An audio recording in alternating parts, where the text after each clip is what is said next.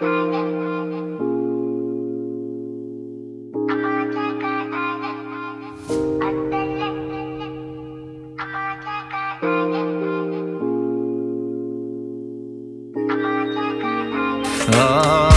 evimi vurdun, sırtımda bin bıçak, yine sana aşk olsun.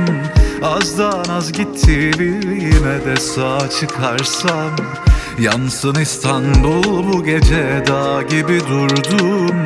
Yenildim ah bir çift göze, sevgilim durma, gel canıma da kastet.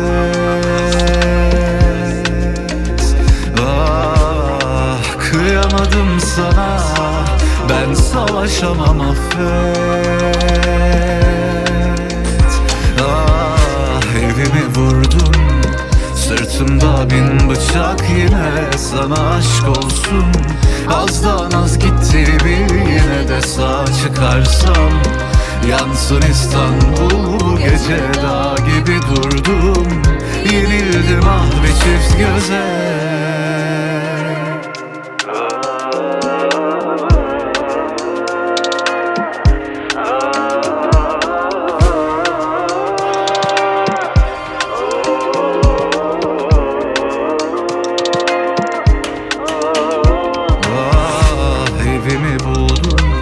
Sırtımda bin yara, yine sana aşk olsun. Azdan az gitti yine de sabaha çıksam, yansın İstanbul bu gece, dağ gibi durdum. Eğilmem ah iki söze, sevgilim durma, gel canıma da kastet. Ah, kıyamadım sana, ben dayanamam, affet. Ah, evimi buldum, sırtımda bin yara, yine sana aşk olsun.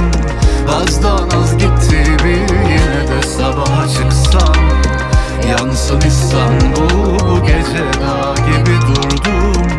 Eğilmem ah iki söze, değişmez dedim senin an, dünya telaşına.